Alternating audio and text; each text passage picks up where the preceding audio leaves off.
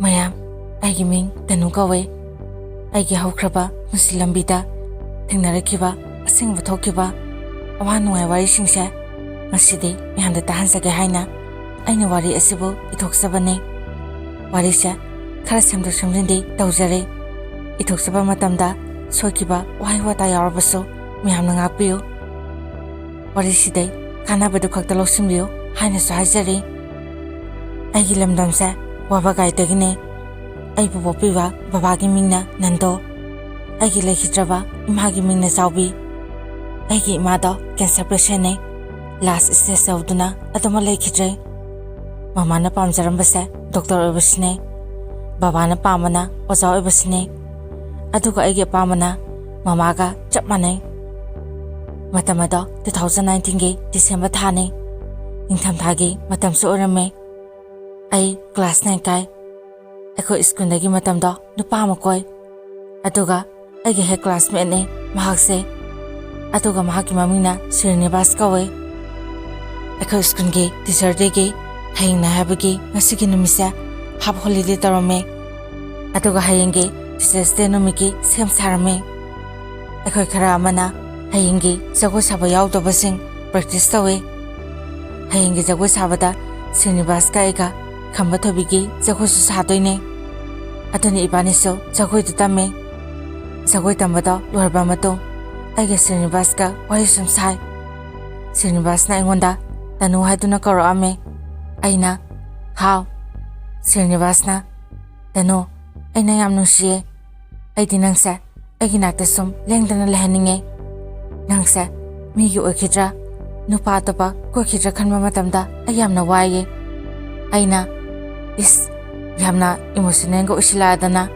ai kanamta koirida da aise nangine atuk amna thajarido kaigino aigi waduda da Srinivasna adugina tie phajababu pamdaba kana lege nangde nasasu phajabanina ai yamna pakhatle kaigumba miniga lawkhradi mangje jose ai khaktane as yareba chatlase hayanganta oina laase hainadana aishu yumda halaki masu sakre asumna numisama hawkre numisa eko iskungi teachers day nomine ima baba ekoi puna iskundala ame mathang mathang jago sanarapana aige Srinivas kaso jagoi do sarame lorba matong ekoi so yumda halapagi matamne matamada numidang waramgi pungso mari mutaramane yumgi thonga yoropaga babada phone amal amki babada gari do khamduna ekoi mama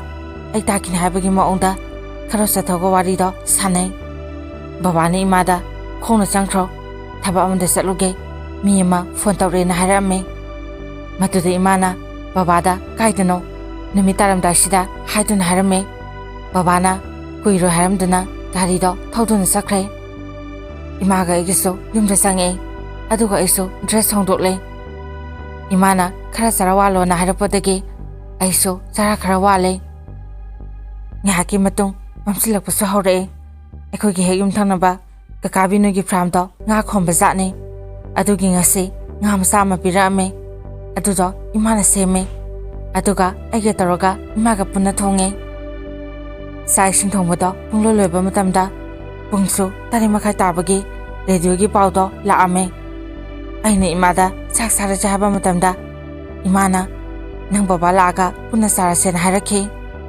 aisho hoi haduna ngarame adugadi aigi phondo laktotuna aina Srinivas da message thai waridi ibani sanare maramdi imale begine nga message tanarmaga aina saksaraga horel kuloina tawrage haiduna message tanabado losilame aduga imadana aina aidi saklamane yadre ai sakto sarage imana hai masidagi imana hoi hoi saro haraga ai sakto thibirame ai sakto chathoe aduga imaga aige maitik tunale tanza aduda baba na Mapanda gi thongthilaga tanu baba lae thong hangona harame aishu baba lae haiduna thongdo aina hangtokhi matamaduda baba gi tungda nupi ama khalepada aina urame masida aina baba kanano madi haina hangke Matamduda imana nupise kanano na hange.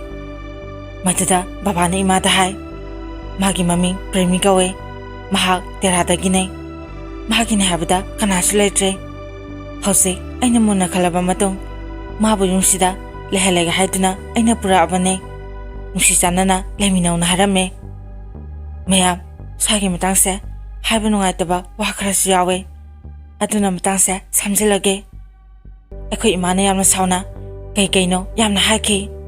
Babado tumina lay. Masidagi imana nupidudasu yamna ngangki. Matamaduda babana puraiba nupido imaton hekta haisage. Imatona ekoi imada kaptuna krume. Nupigi tamoy nupitana khange habduni. Imana ngahaki matung asaba pumba phatharaga. Imatonda yumsida punale minabada adama yaki. Namitoma asumna hokre. Nongalaba matung aina da Srinivasta phone tawe. Aduga aina wari pumudali. Maduda da Srinivaso yapna ngakna.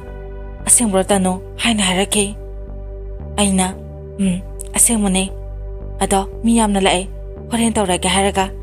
Aisu phone do adum thamle. Lekagi mising sagana ti pumbaso. Babana nupi mapore haba pause loine tanarame. Ekoi imatombo yengbaso yamna laki. Mi khara amanadi phasaba wahaina nungsisanana leminaw harambasu yawe. Adobo higaiwa miwanganaba noknaba kyaso yawdaba nate. Migi masimbo kanana memba tingmangamgani natrane. Ado ma'am ayamana nupi atumisingse yamna phate haine. Ado aigi imaton sidi yamna phai. Migi makhabudi yamna pomba zatni. Ado mi khudimak phate hana khambado madumadi lahangane haisage. Miyamgi moso soiduna haibiramo. Asumna matam kra hokre. Noma khangkhangudana 2020 gi January gi date 5 ne. Aigi imado doctor da bukhatki. Imagi anabase cancer oramki. Imatonga aigi su doctor da punalai. Hospital asida panakuina lerba matong. Akhuna lerba mafamse masiga Srinivas hoigadi yamna naknai. Aduna Srinivasna sak ising ate awar apa mate yamna pambikhi. Ayu nungthinda mana lakduna sembi songbirame. Numidangdaso tumamdaida khaktane mana mayumda hankiba. Ahing lekbaso kyama yawki.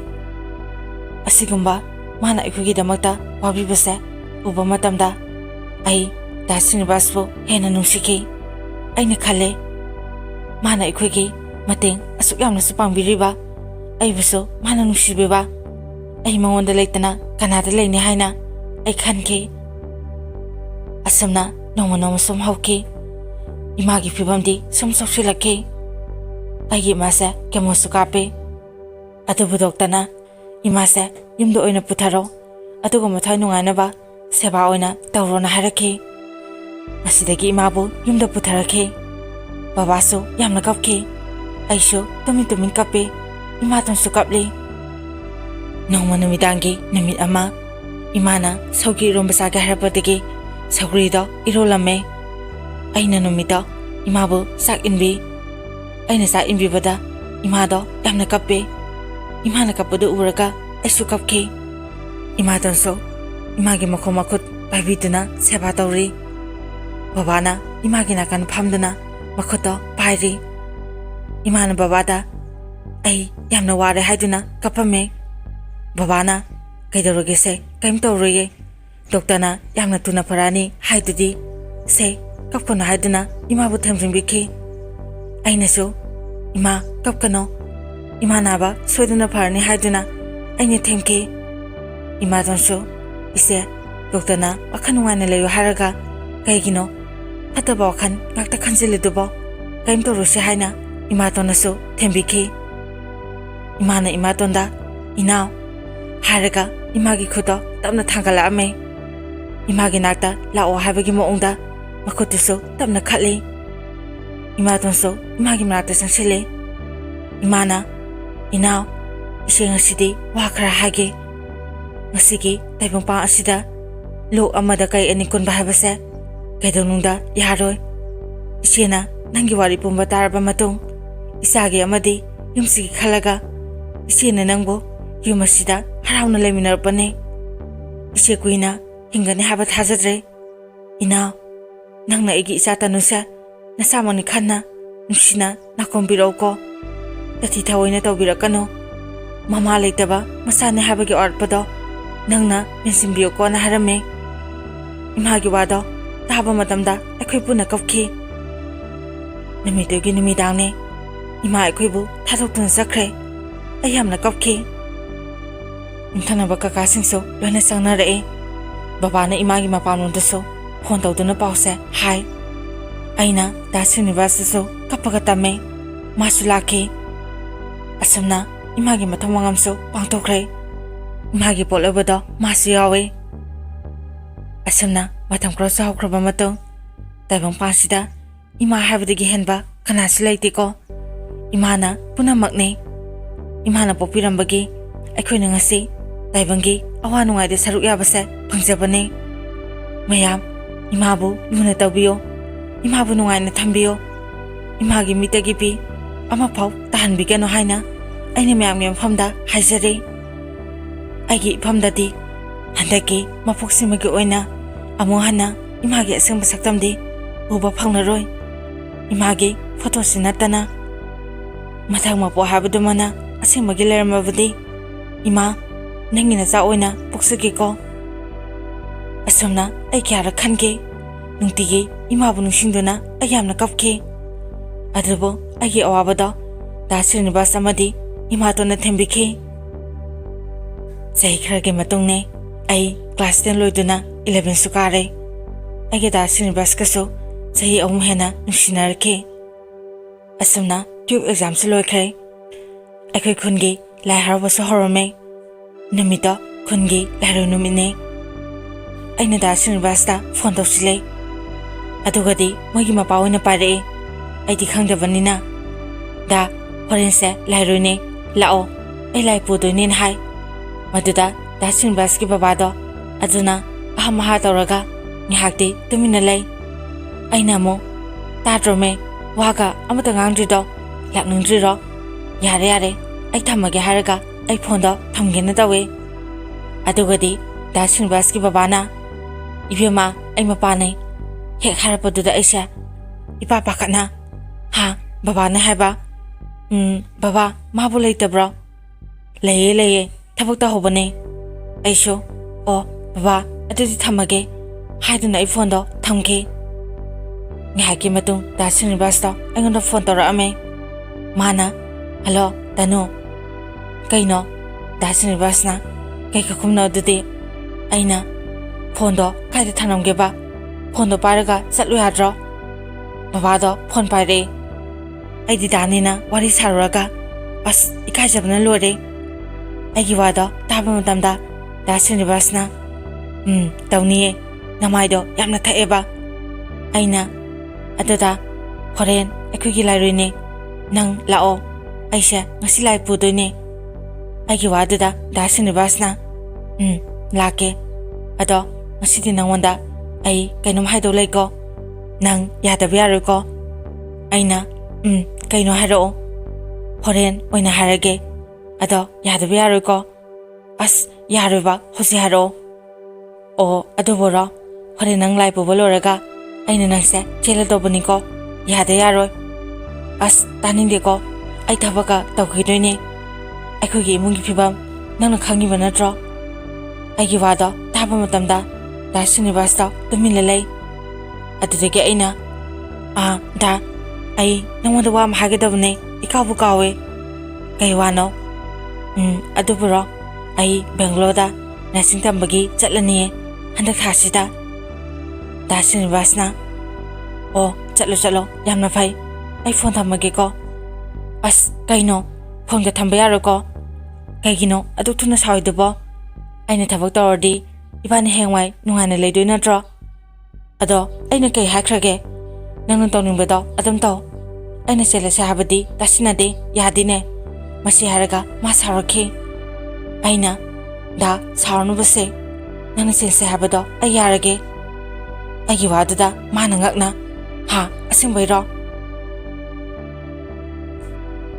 ꯑꯩꯅ ꯌꯥꯔꯦ ꯑꯁꯦꯡꯕꯩꯅꯦ ꯃꯁꯤꯗ ꯃꯥꯅ ꯅꯣꯛꯐꯦ ꯇꯧꯔꯒ ꯍꯣꯏ ꯏꯕꯦꯝꯃ ꯐꯥꯒꯤ ꯇꯧꯕꯅꯦ ꯅꯪꯅ ꯑꯩꯁꯦ ꯀꯌꯥꯝ ꯅꯨꯡꯁꯤꯒꯦ ꯌꯦꯡꯕꯅꯦ ꯅꯪꯗꯤ ꯑꯩꯁꯦ ꯌꯥꯝꯅ ꯅꯨꯡꯁꯤꯖꯥꯠꯅꯤꯅꯦ ꯍꯥ ꯀꯩꯅꯣ ꯅꯨꯡꯁꯤꯗꯗꯤ ꯀꯩꯅꯣ ꯑꯗꯣ ꯗꯥꯏ ꯐꯣꯟ ꯊꯝꯃꯒꯦ ꯑꯩ ꯊꯕꯛ ꯑꯃ ꯇꯧꯔꯨꯒꯦ ꯍꯣꯔꯦꯟ ꯉꯟꯇꯥ ꯂꯥꯛꯑꯣ ꯍꯥꯏꯗꯨꯅ ꯑꯩ ꯐꯣꯟꯗꯣ ꯊꯝꯃꯦ ꯅꯨꯃꯤꯠꯁꯨ ꯇꯥꯔꯛꯇꯧꯔꯦ ꯑꯩꯈꯣꯏ ꯏꯃꯥꯇꯣꯟꯁꯦ ꯑꯩꯈꯣꯏꯒꯤ ꯊꯣꯡꯒꯥꯟꯗ ꯗꯨꯀꯥꯟ ꯐꯝꯃꯦ ꯑꯩꯅ ꯏꯃꯥꯇꯣꯟꯒꯤ ꯃꯅꯥꯛꯇ ꯆꯪꯗꯨꯅ ꯏꯃꯥ ꯉꯁꯤꯗꯤ ꯂꯥꯏꯔꯣꯏꯅꯤꯅ ꯑꯩ ꯂꯥꯏ ꯄꯨꯕ ꯌꯥꯎꯗꯣꯏꯅꯦ ꯆꯥꯛꯇꯣ ꯉꯟꯇꯥ ꯊꯣꯡꯗꯣꯛꯎꯔꯁꯦ ꯍꯥꯏꯗꯨꯅ ꯍꯥꯏꯔꯝꯃꯦ ꯏꯃꯥꯇꯣꯟꯁꯨ ꯍꯣꯏ ꯏꯃꯥꯒ ꯆꯪꯃꯤꯟꯅꯔꯁꯦ ꯏꯃꯥ ꯊꯣꯡꯁꯦ ꯑꯝꯇ ꯂꯣꯜꯂꯝꯈꯤꯒꯦ ꯍꯥꯏꯗꯨꯅ ꯊꯣꯡꯗꯣ ꯏꯃꯥꯅ ꯂꯣꯜꯂꯝꯃꯦ ꯑꯗꯨꯒ ꯏꯃꯥꯇꯣꯟꯒ ꯑꯩꯒ ꯄꯨꯟꯅ ꯆꯪꯂꯛꯂꯦ ꯆꯥꯛꯁꯨ ꯊꯣꯡꯕ ꯂꯣꯏꯔꯦ ꯑꯗꯨꯕꯨ ꯕꯕꯥꯗꯤ ꯍꯜꯂꯛꯇ꯭ꯔꯤ ꯑꯩꯈꯣꯏꯒꯤ ꯕꯕꯥꯁꯦ ꯑꯣꯇꯣ ꯑꯃ ꯂꯩꯗꯨꯅ ꯀꯛꯆꯤꯡ ꯇꯨ ꯃꯌꯥꯡ ꯏꯝꯐꯥꯜꯗ ꯔꯟ ꯁꯦꯝꯕꯅꯦ ꯉꯥꯏꯍꯥꯛꯀꯤ ꯃꯇꯨꯡ ꯕꯕꯥꯁꯨ ꯍꯜꯂꯛꯑꯦ ꯑꯗꯨꯒ ꯏꯃꯥꯇꯣꯟꯒ ꯆꯥꯛ ꯆꯥꯔꯤ ꯑꯩꯗꯤ ꯆꯥꯗ꯭ꯔꯦ ꯑꯩꯗꯤ ꯀꯟꯅ ꯂꯣꯏꯁꯤꯜꯂꯤ ꯏꯃꯥꯟꯅꯕꯤꯁꯤꯡꯁꯨ ꯑꯩꯕꯨ ꯍꯧꯕ ꯂꯥꯛꯑꯦ ꯑꯩꯅ ꯕꯕꯥꯗ ꯕꯕꯥ ꯂꯥꯏꯔꯣꯏꯕ ꯆꯠꯂꯨꯁꯦ ꯕꯕꯥꯅ ꯏꯆꯥꯊꯣꯏ ꯑꯩꯗꯤ ꯋꯥꯔꯦ ꯉꯁꯤꯗꯤ ꯅꯃꯥꯒ ꯑꯣꯏꯅ ꯆꯠꯂꯨꯔꯣ ꯏꯃꯥꯇꯣꯟꯅ ꯇꯅꯨ ꯅꯪ ꯕꯕꯥꯁꯦ ꯄꯣꯊꯥꯖꯔꯁꯅꯨ ꯏꯃꯥꯒ ꯑꯣꯏꯅ ꯆꯠꯂꯁꯦ ꯑꯩꯅ ꯍꯥꯏꯗꯨꯅ ꯏꯃꯥꯟꯅꯕꯤꯁꯤꯡꯒ ꯏꯃꯥꯒ ꯂꯥꯏ ꯍꯔꯥꯎꯐꯝꯗ ꯂꯥꯛꯂꯦ ꯑꯩꯅ ꯗꯥ ꯁ꯭ꯔꯤꯅꯤꯕꯥꯁꯇ ꯐꯣꯟ ꯇꯧꯋꯦ ꯂꯥꯛꯑꯕ꯭ꯔꯥ ꯍꯥꯏꯅ ꯍꯪꯉꯦ ꯃꯥꯅ ꯂꯥꯛꯄ ꯍꯧꯔꯦꯅ ꯍꯥꯏꯔꯛꯑꯝꯃꯦ ꯑꯩ ꯂꯥꯏ ꯄꯨꯕ ꯆꯪꯉꯒꯦ ꯐꯣꯟꯁꯦ ꯏꯃꯥꯗ ꯄꯤꯔꯝꯒꯦ ꯌꯧꯔꯛꯑꯒ ꯐꯣꯟ ꯇꯧꯔꯛꯑꯣ ꯑꯗꯨꯒ ꯏꯃꯥꯒ ꯂꯩꯔꯝꯃꯣ ꯍꯥꯏꯗꯨꯅ ꯑꯩꯁꯨ ꯐꯣꯟꯗꯣ ꯊꯝꯂꯦ ꯃꯁꯤꯗꯒꯤ ꯑꯩꯁꯨ ꯂꯥꯏ ꯄꯨꯕꯗꯣ ꯆꯪꯂꯦ ꯂꯥꯏ ꯄꯨꯕ ꯂꯣꯏꯔꯕ ꯃꯇꯨꯡ ꯑꯩꯁꯨ ꯊꯣꯛꯂꯛꯂꯦ ꯗꯥ ꯁ꯭ꯔꯤꯅꯤꯕꯥꯁꯁꯨ ꯑꯩꯒꯤ ꯅꯥꯛꯇ ꯆꯪꯉꯛꯑꯦ ꯑꯗꯨꯒ ꯑꯩꯒꯤ ꯋꯥꯔꯤ ꯁꯥꯟꯅꯩ ꯏꯃꯥꯇꯣꯟꯒꯁꯨ ꯋꯥꯔꯤ ꯋꯥꯇꯥꯏ ꯁꯨꯝ ꯁꯥꯟꯅꯩ ꯏꯃꯥꯇꯣꯟꯅ ꯗꯥ ꯁ꯭ꯔꯤꯅꯤꯕꯥꯁꯇ ꯀꯅꯥ ꯀꯅꯥ ꯂꯥꯛꯀꯦ ꯏꯕꯨꯡꯉꯣ ꯗꯥ ꯁ꯭ꯔꯤꯅꯤꯕꯥꯁꯅ ꯏꯃꯥ ꯑꯩꯈꯣꯏ 3 ꯂꯥꯛꯄꯅꯦ ꯃꯇꯝ ꯐꯠꯇꯦ ꯌꯥꯝ ꯊꯦꯡꯅ ꯂꯩꯒꯅꯨꯀꯣ ꯗꯥ ꯁ꯭ꯔꯤꯅꯤꯕꯥꯁꯅ ꯍꯣꯏ ꯏꯃꯥ ꯉꯟꯅ ꯑꯗꯨꯝ ꯍꯟꯒꯦ ꯑꯩꯉꯣꯟꯗ ꯑꯣꯟꯁꯤꯜꯂꯛꯑꯒ ꯅꯪꯕꯨ ꯆꯥꯛꯀ ꯆꯥꯔꯕꯣ ꯑꯩꯅ ꯆꯥꯔꯛꯇ꯭ꯔꯤꯌꯦ ꯑꯣ ꯑꯗꯨꯗꯤ ꯂꯥꯛꯑꯣ ꯑꯆꯥꯄꯣꯠ ꯂꯩꯔꯨꯁꯦ ꯅꯪ ꯆꯥꯛ ꯂꯥꯝꯃꯝꯃꯅꯤ ꯍꯥꯏꯗꯨꯅ ꯃꯥꯒꯩꯒ ꯗꯨꯀꯥꯟꯗ ꯂꯥꯛꯑꯦ ꯑꯆꯥꯄꯣꯠ ꯁꯨꯝ ꯂꯩꯔꯤꯉꯩ ꯌꯨ ꯉꯥꯎꯕ ꯈꯔ ꯀ꯭ꯋꯥ ꯂꯩꯕ ꯆꯪꯉꯛꯈꯤ ꯑꯩꯉꯣꯟꯗ ꯀꯥꯔꯟ ꯇꯥꯔꯛꯏ ꯃꯁꯤꯗꯒꯤ ꯅꯨꯄꯥꯁꯤꯡꯗꯨꯒ ꯗꯥ ꯁ꯭ꯔꯤꯅꯤꯕꯥꯁꯀ ꯈꯠꯅꯈꯤ ꯃꯌꯥꯝ ꯆꯪꯗꯨꯅ ꯅꯨꯃꯤꯠꯇꯣ ꯈꯥꯝꯗꯣꯛꯑꯦ ꯌꯥꯝ ꯁꯥꯎꯅ ꯑꯩꯉꯣꯟꯗ ꯆꯠꯂꯒꯦ ꯍꯥꯏꯗꯨꯅ ꯃꯥꯁꯨ ꯑꯗꯨꯝ ꯆꯠꯈ꯭ꯔꯦ ꯑꯩꯁꯨ ꯌꯨꯝꯗ ꯍꯜꯂꯛꯂꯦ ꯑꯩꯅ ꯌꯨꯝ ꯌꯧꯔꯕ ꯃꯇꯨꯡ ꯃꯉꯣꯟꯗ ꯐꯣꯟ ꯇꯧꯁꯤꯜꯂꯦ ꯌꯧꯔꯕꯗꯥ ꯍꯥꯏꯗꯨꯅ ꯑꯗꯨꯕꯨ ꯃꯥ ꯌꯧꯗ꯭ꯔꯤ ꯌꯧꯔꯒ ꯐꯣꯟ ꯇꯧꯔꯒꯦ ꯍꯥꯏꯔꯒ ꯐꯣꯟꯗꯣ ꯑꯗꯨꯝ ꯊꯝꯈ꯭ꯔꯦ ꯑꯩ ꯅꯨꯃꯤꯠꯇꯣ ꯋꯥꯈꯜꯁꯦ ꯇꯁꯦꯡꯅ ꯅꯨꯡꯉꯥꯏꯇ꯭ꯔꯦ ꯑꯩ ꯋꯥꯔꯨꯕꯒ ꯆꯥꯛꯀ ꯆꯥꯗ꯭ꯔꯦ ꯃꯥ ꯐꯣꯟ ꯇꯧꯔꯛꯄ꯭ꯔꯥ ꯍꯥꯏꯗꯨꯅ ꯑꯩ ꯉꯥꯏꯔꯝꯕꯅꯦ ꯑꯗꯨꯕꯨ ꯋꯥꯔꯨꯕꯒ ꯏꯁꯥꯁꯦ ꯑꯩ ꯇꯨꯝꯊꯈ꯭ꯔ ꯃꯥꯜꯂꯦ ꯅꯣꯡꯉꯥꯜꯂꯒ ꯌꯦꯡꯕ ꯃꯇꯝꯗ ꯃꯥꯒꯤ ꯃꯤꯁꯀꯣꯜ 5 ꯂꯩꯔꯝꯈꯤ ꯑꯩꯅ ꯐꯣꯟ ꯇꯧꯁꯤꯜꯂꯦ ꯑꯗꯨꯕꯨ ꯃꯥ ꯄꯥꯏꯔꯛꯇꯦ ꯑꯃꯨꯛꯁꯨ ꯇꯧꯁꯤꯜꯂꯦ ꯃꯗꯨꯗ ꯃꯥ ꯄꯥꯏꯈꯠꯂꯛꯑꯦ ꯑꯗꯨꯒ ꯃꯥꯅ ꯌꯥꯝꯅ ꯁꯥꯎꯅ ꯐꯣꯟꯗꯣ ꯇꯧꯔꯛꯀꯅꯣ ꯍꯥꯏꯔꯛꯈꯤ ꯑꯩꯅ ꯁꯥꯎꯅꯨꯕꯗ ꯑꯩ ꯉꯔꯥꯡꯗꯣ ꯅꯪ ꯐꯣꯟ ꯇꯧꯔꯛꯄ꯭ꯔꯥ ꯍꯥꯏꯗꯨꯅ ꯉꯥꯏꯔꯝꯕꯅꯦ ꯑꯗꯨꯕꯨ ꯑꯩ ꯑꯗꯨꯝ ꯇꯨꯝꯊꯔꯝꯃꯦ ꯑꯗꯨꯗ ꯍꯌꯦꯡꯋꯥꯏ ꯑꯩꯒꯤ ꯃꯔꯝꯒꯤꯗꯃꯛ ꯅꯪ ꯃꯤ ꯈꯠꯅꯒꯅꯨꯀꯣ ꯈꯠꯅꯔꯣꯏꯌꯦ ꯑꯩꯗꯤ ꯅꯪꯅ ꯍꯥꯏꯕ ꯑꯗꯨꯝ ꯏꯟꯗꯣꯏꯅꯦ ꯑꯗꯨꯇꯅꯣ ꯅꯪ ꯑꯇꯣꯞꯄ ꯅꯨꯄꯥ ꯀꯣꯏꯅꯨꯀꯣ ꯑꯩ ꯅꯪꯕꯨ ꯍꯜꯂꯛꯄ ꯋꯥꯅ ꯉꯥꯏꯔꯝꯗꯣꯏꯅꯦ ꯑꯩꯁꯨ ꯍꯥꯏꯗꯨꯅ ꯑꯁꯨꯝꯅ ꯏꯕꯥꯅꯤ ꯅꯨꯃꯤꯠꯇ ꯋꯥꯔꯤ ꯁꯥꯟꯅꯈꯤ ꯃꯁꯤꯒꯤ ꯃꯇꯨꯡ ꯑꯩꯁꯨ ꯑꯩꯈꯣꯏ ꯏꯃꯥꯟꯅꯕꯤ ꯈꯔꯒ ꯕꯦꯡꯒ꯭ꯂꯣꯔꯗ ꯆꯠꯂꯦ ꯑꯗꯨꯕꯨ ꯑꯩꯅ ꯃꯐꯝꯗꯣ ꯌꯧꯕ ꯃꯇꯝꯗ ꯑꯩꯅ ꯃꯉꯣꯟꯗ ꯐꯣꯟ ꯇꯧꯕ ꯃꯇꯝꯗ ꯃꯥꯒꯤ ꯐꯣꯟꯗꯣ ꯑꯗꯨꯝ ꯑꯣꯐ ꯊꯝꯈ꯭ꯔꯦ ꯑꯩꯉꯣꯟꯗ ꯄꯥꯎꯁꯨ ꯑꯗꯨꯝꯃꯛ ꯐꯥꯎꯔꯛꯈꯤꯗ꯭ꯔꯦ ꯃꯁꯤꯗꯒꯤ ꯑꯩ ꯋꯥꯈꯜꯁꯦ ꯌꯥꯝꯅ ꯋꯥꯈꯤ ꯑꯁꯨꯝꯅ ꯑꯗꯨꯃꯛ ꯃꯇꯝ ꯈꯔ ꯍꯧꯈ꯭ꯔꯦ ꯑꯩꯈꯣꯏꯅ ꯂꯩꯔꯤꯕ ꯃꯐꯝꯁꯦ ꯃꯁꯤꯗꯒꯤ ꯈꯔ ꯆꯠꯊꯣꯛꯑꯒ ꯀꯥ ꯚꯔꯥ ꯁꯥꯜꯂꯦ ꯁꯥꯜꯂꯤꯕ ꯃꯄꯨꯗꯣ ꯃꯩꯇꯩ ꯃꯆꯥꯅꯦ ꯃꯃꯤꯡꯁꯤ ꯍꯥꯏꯖꯔꯔꯣꯏꯒꯦ ꯃꯥꯁꯦ ꯄꯩꯁꯥ ꯅꯨꯡꯁꯥ ꯌꯥꯝꯅ ꯄꯥꯏꯕ ꯃꯤꯁꯛꯅꯦ ꯑꯩꯕꯨ ꯃꯥꯅ ꯄꯩꯁꯥꯒꯤ ꯂꯥꯡꯗ ꯑꯗꯨꯃꯛ ꯊꯨꯍꯟꯈꯤ ꯑꯩ ꯃꯉꯣꯟꯗ ꯄꯪꯊꯈꯤ ꯃꯥ ꯑꯩ ꯇꯣꯏꯅ ꯀꯣꯏꯕ ꯆꯠꯈꯤ ꯑꯩꯈꯣꯏꯕꯨ ꯁꯥꯟꯅꯗꯨꯅ ꯂꯩꯔꯤꯕ ꯋꯥꯔꯗꯦꯟꯅꯁꯨ ꯑꯩꯕꯨ ꯋꯥꯔꯅꯤꯡ ꯀꯌꯥ ꯑꯃ ꯊꯥꯔꯛꯈꯤ ꯑꯩ ꯃꯇꯝꯒꯤ ꯃꯇꯨꯡ ꯏꯟꯅ ꯌꯨ ꯊꯛꯄ ꯉꯥꯎꯁꯤꯟꯅꯕ ꯀꯌꯥ ꯑꯃ ꯇꯧꯔꯛꯈꯤ ꯏꯃꯥꯟꯅꯕꯤꯁꯤꯡꯒ ꯄꯨꯟꯗꯨꯅ ꯑꯩ ꯌꯨ ꯇꯣꯏꯅ ꯊꯛꯈꯤ ꯃꯌꯥꯡ ꯅꯨꯄꯥꯁꯤꯡꯒ ꯀꯣꯏꯕ ꯆꯠꯄ ꯍꯧꯔꯛꯈꯤ ꯑꯁꯨꯝꯅ ꯏꯈꯪ ꯈꯪꯍꯧꯗꯅ ꯃꯄꯥꯟ ꯂꯝꯗ ꯂꯩꯔꯕ ꯃꯇꯨꯡ ꯀꯅꯥꯁꯨ ꯎꯗ꯭ꯔꯦ ꯍꯥꯏꯗꯨꯅ ꯑꯩꯅ ꯑꯅꯤꯡꯕ ꯑꯄꯥꯝꯕ ꯇꯧꯔꯨꯕꯗꯒꯤ ꯑꯩꯒꯤ ꯄꯨꯟꯁꯤ ꯉꯁꯤꯗꯤ ꯂꯩꯈꯥ ꯇꯥꯈꯤ꯫ ꯑꯩꯅ ꯌꯨꯝꯗ ꯐꯥꯎ ꯑꯣꯏꯗꯕ ꯀꯌꯥ ꯍꯥꯏꯖꯤꯟꯗꯨꯅ ꯄꯩꯁꯥ ꯊꯥꯍꯟꯈꯤ꯫ ꯑꯗꯨꯕꯨ ꯏꯃꯥ ꯕꯕꯥꯅꯗꯤ ꯄꯩꯁꯥꯒꯤ ꯑꯋꯥꯕꯗ ꯂꯩꯕꯗꯒꯤ ꯑꯩꯉꯣꯟꯗ ꯀꯌꯥꯔꯛ ꯍꯟꯅ ꯅꯪꯒꯤ ꯈ꯭ꯔꯣꯁꯇꯣ ꯆꯥꯎꯃꯜꯂꯤ, ꯈꯔ ꯄꯤꯛꯊꯧ ꯍꯥꯏ꯫ ꯑꯗꯨꯕꯨ ꯑꯩꯅ ꯉꯝꯅꯕ ꯈꯨꯝꯃꯤ꯫ ꯏꯃꯥꯇꯣꯟ ꯑꯃꯗꯤ ꯕꯕꯥꯅꯗꯤ ꯋꯥꯅꯁꯨ ꯅꯣꯝꯗꯅ ꯑꯩꯒꯤ ꯄꯩꯁꯥꯗꯣ ꯊꯥꯔꯛꯈꯤꯕꯅꯤ꯫ ꯑꯗꯨꯕꯨ ꯑꯩꯅ ꯁꯣꯝꯗ ꯉꯥꯎꯁꯤꯟ ꯐꯩꯖꯤꯟꯅꯕ ꯇꯧꯗꯨꯅ ꯄꯩꯁꯥꯁꯤꯡꯗꯣ ꯂꯣꯏꯅꯃꯛ ꯂꯣꯏꯁꯤꯟꯈꯤ꯫ ꯑꯗꯨꯕꯨ ꯃꯔꯛꯁꯤꯗ ꯑꯀꯣꯟꯕ ꯑꯩꯒ ꯈꯪꯅꯕ ꯅꯨꯄꯥꯁꯦ ꯑꯇꯣꯞꯄ ꯅꯨꯄꯤ ꯑꯃ ꯀꯣꯏꯔꯝꯕꯗꯒꯤ ꯅꯨꯄꯥꯁꯤꯒ ꯑꯩꯒ ꯇꯣꯛꯅꯈꯤ꯫ ꯃꯁꯤꯗꯒꯤ ꯑꯩ ꯏꯁꯥꯁꯦ ꯈꯪꯐꯝ ꯈꯪꯗꯗꯅ ꯌꯨꯁꯦ ꯌꯥꯝꯅ ꯇꯣꯏꯅ ꯊꯛꯈꯤ꯫ ꯏꯃꯥꯇꯣꯟ ꯑꯃꯗꯤ ꯕꯕꯥꯅꯗꯤ ꯑꯩꯁꯦ ꯃꯍꯩ ꯇꯝꯕ ꯆꯠꯂꯅꯤ ꯍꯥꯏꯗꯨꯅ ꯈꯜꯂꯤꯕꯅꯤ꯫ ꯏꯃꯥꯇꯣꯟꯅ ꯗꯨꯀꯥꯟ ꯐꯝꯂꯒ ꯕꯕꯥꯅ ꯑꯣꯇꯣ ꯊꯧꯔꯒ ꯑꯩꯒꯤ ꯄꯩꯁꯥꯗꯣ ꯋꯥꯅ ꯍꯨꯜꯂꯛꯈꯤꯕꯅꯤ꯫ ꯑꯗꯨꯕꯨ ꯑꯩꯅꯗꯤ ꯁꯣꯝꯗ ꯏꯊꯛ ꯏꯔꯥꯡꯗ ꯇꯥꯎꯗꯨꯅ ꯀꯅꯥꯁꯨ ꯎꯗ꯭ꯔꯕꯅꯦ ꯍꯥꯏꯗꯨꯅ ꯃꯄꯥꯟ ꯑꯁꯤꯗ ꯏꯅꯤꯡ ꯏꯈꯥ ꯇꯝꯃꯤ꯫ ꯃꯁꯤꯗꯒꯤ ꯑꯩ ꯏꯊꯧꯗ ꯄꯨꯛꯅꯤꯡ ꯆꯪꯗꯕꯗꯒꯤ ꯑꯩ ꯑꯣꯏꯗꯗꯅ ꯌꯨꯝꯗ ꯊꯣꯛꯄ ꯇꯥꯈꯤ꯫ ꯏꯃꯥꯇꯣꯟ ꯑꯃꯗꯤ ꯕꯕꯥꯗ ꯍꯥꯏꯗꯕꯤ ꯑꯩ ꯌꯨꯝꯗ ꯂꯣꯟꯅ ꯊꯣꯛꯂꯛꯈꯤ꯫ ꯑꯩꯅ ꯌꯨꯝ ꯌꯧꯕ ꯃꯇꯝꯗ ꯅꯨꯡꯊꯤꯟꯒꯤ ꯄꯨꯡ 3 ꯇꯥꯔꯦ꯫ ꯏꯃꯥꯇꯣꯟ ꯕꯕꯥ ꯄꯨꯟꯅ ꯁꯨꯃꯥꯡꯗ ꯂꯩꯔꯝꯃꯦ꯫ ꯑꯩꯅ ꯏꯈꯪ ꯈꯪꯍꯧꯗꯅ ꯂꯥꯛꯄꯗꯣ ꯎꯕ ꯃꯇꯝꯗ ꯃꯣꯏ ꯌꯥꯝꯅ ꯉꯛꯈꯤ꯫ ꯑꯩꯅ ꯋꯥꯔꯤ ꯄꯨꯝꯕꯗꯣ ꯑꯃꯠꯇ ꯈꯥꯛꯇꯅ ꯏꯃꯥꯇꯣꯟ ꯑꯃꯗꯤ ꯕꯕꯥꯗ ꯂꯤꯈꯤ꯫ ꯑꯩꯒꯤ ꯋꯥꯔꯤꯗꯣ ꯇꯥꯕ ꯃꯇꯝꯗ ꯕꯕꯥ ꯏꯃꯥꯇꯣꯟ ꯌꯥꯝꯅ ꯁꯥꯎꯈꯤ, ꯀꯞꯁꯨ ꯀꯞꯈꯤ꯫ ꯕꯕꯥꯅ ꯑꯩꯉꯣꯟꯗ ꯀꯞꯅ ꯀꯞꯅ ꯉꯥꯡꯈꯤ꯫ ꯑꯩ ꯎꯄꯥꯏ ꯂꯩꯇꯦ ꯕꯕꯥꯒꯤ ꯃꯅꯥꯛ ꯆꯪꯁꯤꯜꯂꯒ ꯕꯕꯥꯗ ꯂꯥꯜꯂꯦ ꯍꯥꯏꯗꯨꯅ ꯏꯃꯥꯇꯣꯟꯒꯤ ꯃꯈꯣꯡ ꯄꯥꯏꯗꯨꯅ ꯍꯥꯏꯖꯈꯤ꯫ ꯕꯕꯥꯅ ꯅꯪꯕꯨ ꯃꯤ ꯑꯣꯏꯅꯕ ꯍꯥꯏꯗꯨꯅ ꯇꯨꯝꯕ ꯃꯆꯦꯠ ꯆꯥꯕ ꯃꯆꯦꯠ ꯈꯥꯡꯗꯅ ꯑꯣꯇꯣ ꯐꯥꯎ ꯌꯣꯟꯊꯣꯛꯇꯨꯅ ꯃꯤꯉꯣꯟꯗꯒꯤ ꯁꯦꯟ ꯀꯌꯥ ꯄꯨꯁꯤꯟꯗꯨꯅ ꯅꯪꯒꯤꯗꯃꯛꯇ ꯍꯣꯠꯅꯔꯒ ꯅꯪꯅ ꯇꯧꯔꯤꯁꯦ ꯀꯔꯤꯅꯣ?